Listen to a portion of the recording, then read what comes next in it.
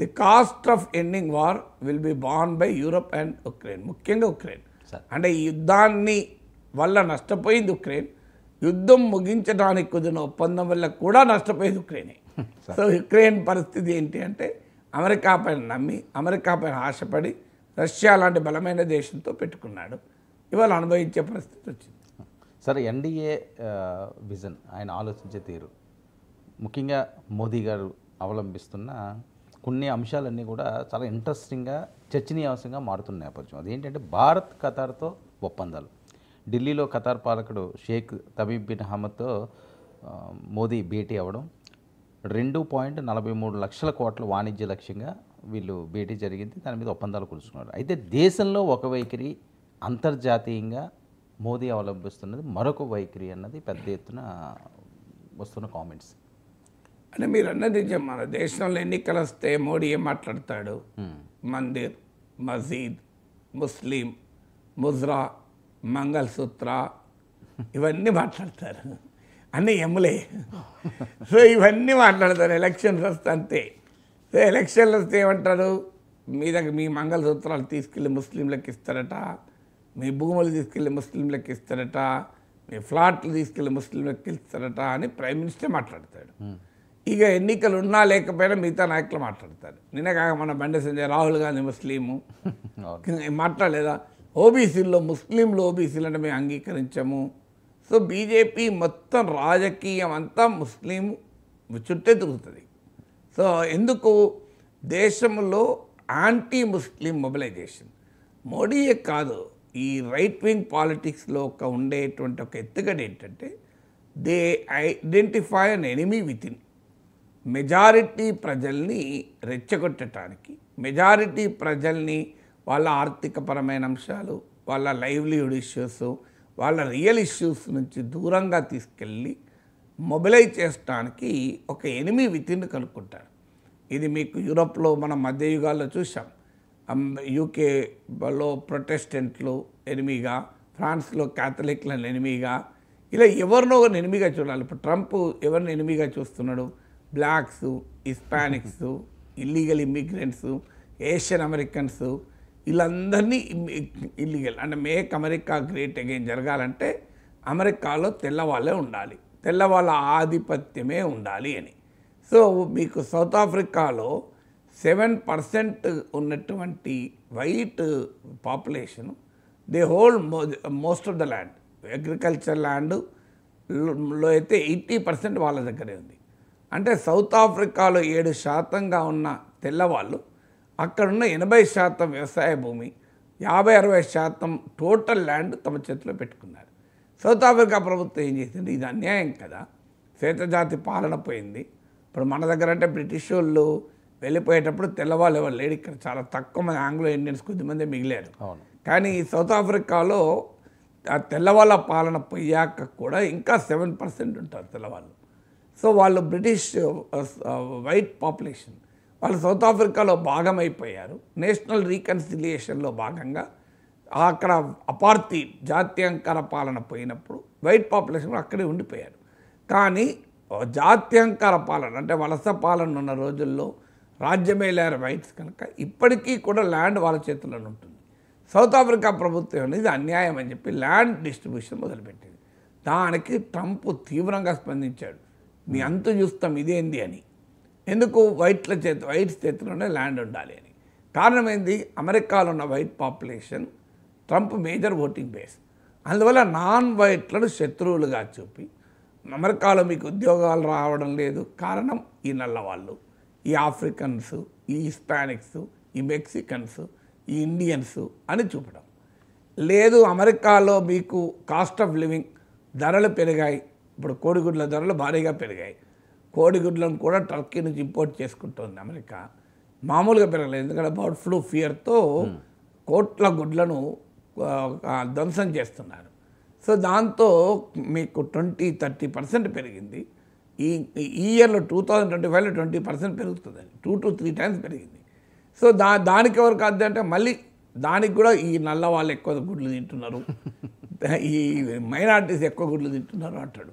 So మీరు ఆఖరికి Trump ఒహాయోలో campaign చేస్తూ మీ పెంపుడు పిల్లుల్ని పెంపుడు కుక్కల్ని వీళ్ళంతా తీసి తినేస్తున్నారు అంటాడు. ప్రతి దానికి మూలం ఎక్కడుంది అంటే మైనారిటీస్ అంటాడు. ఇదే వాక్యం ఇక్కడ బీజేపీ చేస్తుంది. సేమ్ పాలిటిక్స్లో తేడా ఏమీ లేదు. అందుకే ట్రంప్ మోడీ మధ్య అంత పవర్ఫుల్ కెమిస్ట్రీ. ఇద్దరు పాలిటిక్స్ ఒకటే.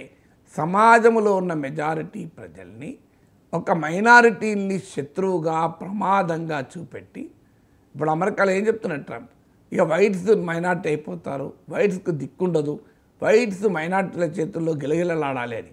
ఇక్కడ సేమ్ బీజేపీ ఏం చెప్తోంది, ముస్లింల జనాభా పెరిగిపోతుంది, హిందువులు మైనార్టీ అయిపోతారు, ఇంకా 100 ఏళ్ళకు కూడా ఈ జనాభా ట్రెండ్ చూస్తే అయ్యే అవకాశమే లేదు. కానీ ఈ భయాన్ని రెచ్చగొడుతూ ఉంటారు. అంటే మైనారిటీలకు వ్యతిరేకంగా, అంటే ఒక ఎనిమీ ఫ్రమ్ వితిన్, అంటే స్వదేశంలోనే ఒక శత్రువును చూపి ఆ శత్రువుకు వ్యతిరేకంగా మిగతా వాళ్ళందరినీ ర్యాలీ చేస్తారు, మెజారిటీని మొబిలైజ్ చేస్తారు. ఇక మిగతా అంశాలతో సంబంధమే లేదు. సో ఈ ట్రెండ్ను, అందువల్ల ఇక్కడ మీరు అన్నట్లు యాంటీ ముస్లిం రెటోరిక్ ఎందుకు జరుపుతారు ఇక్కడ. సో ఆర్ఎస్ఎస్ అధినేత భాషలో చెప్పాలంటే ప్రతి మసీదులో శివలింగాల కొరకు ఎందుకు తవ్వుతారు, ఆయన ఆర్ఎస్ఎస్ చీఫ్ అన్నాడు తవ్వద్దు అన్నాడు. కానీ మీరు గమనించండి, ఇప్పుడు బండి సంజయ్ ఏమంటాడు, మసీదులను తవ్వండి, శవం వెళ్తే మీరు తీసుకెళ్ళండి, శివం వస్తే మాకు ఇవ్వండి అంటాడు కదా. సో ఇలా ప్రతిదాన్ని హిందూ ముస్లిం తప్ప ఇంకో చర్చ ఉంటుంది. మీరు గమనించండి, మీ రిజర్వేషన్లను తీసుకెళ్ళి ముస్లింలకు ఇస్తారు. ఎందుకు ఇక్కడ మెజారిటీ కమ్యూనిటీ ధరల గురించో, ఆదాయాల గురించో, ఉపాధి గురించో, తమ కష్టాల గురించో పట్టించుకోవద్దు. ఎకనామిక్ గ్రోత్ దెబ్బతింటోంది, రూపాయి పతనం అవుతోంది, స్టాక్ మార్కెట్ కూలిపోతుంది, ఎగుమతులు పెరగడం లేదు, ట్రేడ్ డెఫిసిట్ పెరిగిపోతుంది, ఈ ఎకనామిక్ ఇండికేటర్ ఏది చూసినా క్యాంపస్ హైరింగ్ ఆగిపోయింది, ఇన్ఫోసిస్ లాంటి వాళ్ళు ఉద్యోగాలు తీసేస్తున్నారు, ఐటీ రంగంలో గతంలో లాగా ఉద్యోగాలు రావడం లేదు. ఇలా ఏంటి అని ప్రజలు అడగద్దు. ప్రజలకు వేరేది ఏమీ కనిపించకూడదు. ప్రజలకు హిందూస్ కనుక మీరు ముస్లింలు మనకు ప్రమాదము కనిపించాలి. ఇది కనిపిస్తే ఎన్నికల్లో మెజారిటీ ప్రజల ఓట్లు వస్తాయి. ఎందుకంటే ప్రజలు ఇవన్నీ పట్టించుకోరు కదా. 2019లో పుల్వామా బాలాకోట్ వస్తే ప్రజలంతా అన్నీ మర్చిపోయి అటే ఓటేశారు కదా. 2024లో పుల్వామా బాలాకోట్ రాలే, 60 సీట్లు తగ్గిపోయినాయి మీరు గమనిస్తే. సో అందువల్ల ఈ ఎత్తుగడ దేశంలో వేస్తారు. ఎందుకంటే మైనారిటీలను శత్రువులుగా చూపి ఈ ఎనిమీ వితిన్ చూపెట్టి ఓట్లు తెచ్చుకుంటారు. కానీ అంతర్జాతీయంగా మీరు అడిగిన నెక్స్ట్ క్వశ్చన్ ఏంటంటే, దేశంలో ఇలా ముస్లిం అని మాట్లాడిన బీజేపీ ప్రభుత్వం, మోడీ ప్రభుత్వం అంతర్జాతీయంగా వస్తే ముస్లిం దేశాలతో జబర్దస్తి దోస్తాను. అది యునైటెడ్ అరబ్ ఎమిరేట్స్ కావచ్చు, సౌదీ అరేబియా కావచ్చు, అలాగే ఇప్పుడు ఖతార్, మీరు చెప్పిన ఖతార్ అయితే అల్ఖైదా, ఐసిస్ కూడా సపోర్ట్ చేస్తుంది. అలాంటి దేశ రాజొస్తే ప్రధానమంత్రి నరేంద్ర మోడీ విమానాశ్రయానికి వెళ్ళి స్వాగతం పలికాడు. సాధారణంగా ప్రైమ్ మినిస్టర్ వెళ్ళాడు, దానికి ప్రోటోకాల్స్ ఉంటాయి. కానీ మీరు ప్రైమ్ మినిస్టర్ పర్సనల్గా వెళ్ళి రిసీవ్ చేసుకున్నాడు అంటే ఎంత గౌరవమో చూడండి. మీరు యుఏఈ, ముస్లిం దేశాలు కూడా మోడీకి తమ దేశ అత్యున్నత గౌరవాన్ని ఇచ్చాయి. చిన్న చిన్న దేశాల గుర్తు బ్రునాయ్ అనుకుంటాను. అసలు ఇంతవరకు ఏ ఇండియన్ ప్రైమ్ మినిస్టర్ వెళ్ళని చిన్న దేశం, అది ముస్లిం మెజారిటీ దేశమైనా అక్కడికి వెళ్తారు. మీకు ఆల్ షేక్లతోని, రాజులతోని ములాఖతులు, కౌగలింతలు మామూలుగా ఉండదు. బాణహామీ ఎందుకుంటుంది ఇది మరి అని మీరు అడగచ్చు. అదేంటి దేశంలో ఒక విధానం, అంతర్జాతీయంగా ఒక విధానం అంటే దానికి కొన్ని కారణాలు ఉన్నాయి. మొదటి కారణం పాకిస్తాన్ ఫ్యాక్టర్. అన్ని ముస్లిం దేశాలతో అలాంటి సంబంధాలు ఉన్నాయా? లేకపోవచ్చు. ఆ ప్రయత్నం జరిగింది ఇక్కడ. నవాజ్ షరీఫ్ ఇంటికి ఆఫ్ఘనిస్తాన్ వెళ్ళిన ప్రైమ్ మినిస్టరు నవాజ్ షరీఫ్ బర్త్డేకు సర్ప్రైజ్గా వెళ్ళిపోయాడు. వెళ్ళి నవాజ్ షరీఫ్ మదర్కు కాళ్ళు మొక్కాడు, నవాజ్ షరీఫ్ మనమరాలు పెళ్లిలో హాజరయ్యాడు, నవాజ్ షరీఫ్ ఇంట్లో భోజనం చేశాడు. మామూలు దోస్తాను కాదది. కానీ జరిగింది ఏంటి అంటే, పాకిస్తాన్లోని ఇంటర్నల్ పాలిటిక్స్ వల్ల పాకిస్తాన్ ఆర్మీ, పాకిస్తాన్లో ఉన్న తీవ్రవాద శక్తులు, మత ఛాందసవాద శక్తులకు వాళ్ళకి ఇండియా వ్యతిరేకతే వాటి ప్రాణం. అందువల్ల పాకిస్తాన్ను కౌంటర్ చేయడానికి కూడా ఇతర ఇస్లామిక్ దేశాలతో మైత్రి అవసరం. ఇది ఇండియన్ డిప్లొమసీకి అవసరం. ఇప్పుడు UAE, Saudi Arabia, Qatar, Iran, ఇలాన్ని దేశాలతో మనకు రిలేషన్స్ ఎందుకు అవసరం అంటే టు ఐసోలేట్ పాకిస్తాన్. సో ఒక టర్కీ మాత్రమే కొంత పాకిస్తాన్కి అనుకూలంగా ఉంది. అందువల్ల ముస్లిం దేశాలతో సంబంధాల వల్ల ఇంటర్నేషనల్గా పాకిస్తాన్ ఐసోలేట్ చేస్తానికి ఉపయోగపడుతుంది. అదొక కారణం ఈ ముస్లిం దేశాలతో సరైన సంబంధాలు పెట్టుకోవటానికి. రెండవది వీళ్ళందరూ కూడా అమెరికా మిత్ర దేశాలు. సో మోడీకి బీజేపీకి అమెరికాకు కూడా చాలా దగ్గర సంబంధం. అందుకే మీకు మోడీ వచ్చాక అమెరికాతో సంబంధాలు అంతకుముందు కాంగ్రెస్ ప్రభుత్వంలోనే మెరుగైతే ఇప్పుడు ఇంకా ఎక్కువ మెరుగాయి. ట్రంప్ వచ్చాకైతే మామూలుగా ఉండవు కదా. సో అందువల్ల మీకు అందులో ఇరాన్తో సంబంధాలు తగ్గించుకున్నారు ఈ మధ్య. ఇరాన్ నుంచి ఒకప్పుడు మన 10% ఆఫ్ ఆయిల్ ఇంపోర్ట్స్ ఇరాన్ నుంచే ఉండేవి, ఇప్పుడు 0కి వచ్చాయి. కానీ సౌదీ అరేబియా, యుఏఈ, ఖతార్ ఇవన్నీ అమెరికన్ అలైస్, అంటే ఆ వెస్ట్ ఏషియాలో పశ్చిమాసియాలో అమెరికా చెప్పినట్టునే దేశాలు.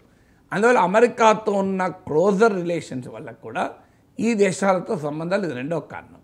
మూడో కారణం ఏంటంటే మన దేశము మొత్తం ముడి చమురు అవసరాల్లో, ఇంధన అవసరాల్లో 85 to 90% దిగుమతులపైన ఆధారపడుతుంది. మనది మీకు తెలుసు, ఆయిల్ అండ్ గ్యాస్ లేకుండా ఎకానమీ నడవదు. 1/2 మన ఇంపోర్ట్స్, అంటే మొత్తం మన అవసరాల్లో 85 to 90% ఇంపోర్ట్ చేసుకుంటాం. ఆ ఇంపోర్ట్స్లో 2/3 గల్ఫ్ నుంచి వస్తాయి.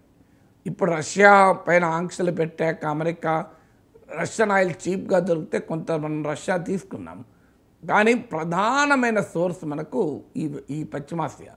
అందువల్ల నీకు నచ్చినా నచ్చకపోయినా ముస్లిం దేశాల్లోనే ఆయిల్ ఉంది, గ్యాస్ ఉంది. ఇప్పుడు ఉదాహరణకు భారతదేశం ఇంపోర్ట్ చేసుకునే మొత్తం ఎల్ఎన్జి, లిక్విఫైడ్ నేచురల్ గ్యాస్ అంటారు. ఎల్ఎన్జిలో 48% ఖతార్ నుంచి, ఒక్క ఖతార్ నుంచి. మనం ఇప్పుడు ఎల్పిజి వాడతాం ఇంట్లో, లిక్విఫైడ్ పెట్రోలియం గ్యాస్ అని ఎల్పిజి సిలిండర్లు వాడతాం. మన దేశము ఇంపోర్ట్ చేసుకునే ఎల్పిజిలో 28% ఖతార్ నుంచి. ఇది అందువల్ల మన ఎనర్జీ అవసరాల రీత్యా కూడా ముస్లిం దేశాలతో ఎవరున్నా సంబంధాలు పెట్టుకోవాల్సిందే. ఇక నాలుగో ఫ్యాక్టర్ ఏంటంటే మన వాళ్ళు అక్కడ ఉండడం. మన వాళ్ళు పెద్ద సంఖ్యలో ఈ దేశాల్లో ఉన్నారు. మీరు ఈవెన్ ఖతార్లోను, సౌదీలోను, యునైటెడ్ అరబ్ ఎమిరేట్స్లోను. సో వాళ్ళు ఇండియాకు రిటర్న్ వస్తే మళ్ళీ వాళ్ళకి ఇక్కడ ఎంప్లాయ్మెంట్ క్రియేట్ చేయాలి. వాళ్ళంతా బీజేపీ హోటల్ గారు, అందువల్ల వాళ్ళు అక్కడ ఉంటేనే మోడీకి నయం, బీజేపీకి నయం. ఇటు దేశానికి ఎకనామిక్ భారం ఉండదు, ఇంకేమైనా ఉంటే ఇన్వెస్ట్మెంట్ డబ్బులు వస్తుంటాయి. ఎందుకంటే వాళ్ళ గల్ఫ్లో ఉన్న వాళ్ళందరూ అక్కడేమీ ఉంచుకోరు. అమెరికాలో సంపాదించిన వాళ్ళన్నా అమెరికాలో కంపెనీ పెడతారు, ల్యాండ్ కొంటారు, అమెరికా స్టాక్స్లో పెడతారు. కానీ సౌదీలోనూ యునైటెడ్ అరబ్ సంపాదించిన వాళ్ళు ఆ పని చేయరు. ఎందుకు చేయరంటే అక్కడ సిటిజన్షిప్లు రావు. రెండు అక్కడ ఆ రాచరిక వ్యవస్థలు. సో అక్కడ పెట్టుబడి పెట్టడానికి అవకాశం లేదు. వాళ్ళు చాలా చిన్నవాళ్ళు కూడా. ఇప్పుడు మీకు అమెరికాలో ఉన్న వాళ్ళేమో $200K, $300K, $400K, అంటే $4 లక్షల, $3 లక్షల, $2 లక్షల సంపాదించే ఐటీ ఉద్యోగులు. మీరు గల్ఫ్లో పనిచేసే వాళ్ళు ఎవరు? ఫిట్టర్లు, టర్నర్లు, ఎలక్ట్రీషియన్లు, కన్స్ట్రక్షన్ లేబరు, చిన్న వాళ్ళు. అందువల్ల వాళ్ళకు వచ్చే ఇండియన్ కరెన్సీలో ₹1,00,000 వస్తాయి అనుకోండి, 20,000, 30,000, 40,000 ఖర్చు అయితే ఇంటికి పంపించుకుంటారు, ఇంకో 40,000-50,000. అదంతా మన ఎకానమీకి పెద్ద బూస్ట్. అంటే మీకు 1991లో మనము 15 రోజుల దిగుమతుల బిల్లు చెల్లించే డాలర్లు కూడా లేనప్పుడు బంగారం నిల్వల్ని బ్యాంక్ ఆఫ్ ఇంగ్లాండ్లో తాకట్టు పెట్టారు ఆ రోజుల్లో. ఆ సమయంలో ఇండియాను కాపాడింది ఎవరు? ఈ గల్ఫ్ వాళ్ళే, ఈ గల్ఫ్లో ఉన్న భారతీయులే. అందువల్ల వాళ్ళ ఇంట్రెస్ట్ల రీత్యా ఇప్పుడు ఈ దేశాలతో మన సంబంధాలు చెడిపోయాయి అనుకోండి, వాళ్ళంతా తిరిగి ఇండియాకి వచ్చేస్తారు. ఇక్కడ ఎకానమీకి భారం అవుతారు. ఇప్పుడు ఎకానమీకి కంట్రిబ్యూట్ చేస్తున్నారు. ఎకానమీకి లాభపడుతున్న వాళ్ళలా భారం అవుతారు. మళ్ళీ వాళ్ళు ఎవరో బీజేపీ కోటర్లు గారు, అందువల్ల బీజేపీ ఇంట్రెస్ట్లో కూడా వాళ్ళు అక్కడే ఉంటేనే సుఖం వీళ్ళకు. సో అందువల్ల పొలిటికల్ ఇంట్రెస్ట్ల రీత్యా దేశంలో ఉండే ఒక వ్యాఖ్య వేరు. ఇంటర్నేషనల్ డిప్లొమసీలో దేశ ప్రయోజనాలు, ఇండియన్ డిప్లొమసీ ఇంట్రెస్ట్ల రీత్యా ఈ దేశాలతో సంబంధాలు పెట్టుకోక తప్పదు భారతదేశానికి. అందువల్ల నరేంద్ర మోడీ ప్రైమ్ మినిస్టర్ ఉన్నా, ఎవరు ప్రైమ్ మినిస్టర్ ఉన్నా ఈ కంట్రీస్తో ఆ రిలేషన్స్ కంటిన్యూ అవుతాయి. ఓకే సార్, మరొక వైపు జగన్మోహన్ రెడ్డి గారు మరొకసారి ఫైర్ అవుతున్నారు, హెచ్చరిస్తున్నారు కూడా. ఈసారి హెచ్చరించేది ఏంటంటే నాయకుల కంటే అధికారులు ఎవరైతే ఉన్నారో వాళ్ళని, పోలీస్ ఆఫీసర్లను ముఖ్యంగా రిటైర్ అయినా 7 సముద్రాల అవతలున్నా పిలిపిస్తారట. ఒకసారి బయట విందాం సార్.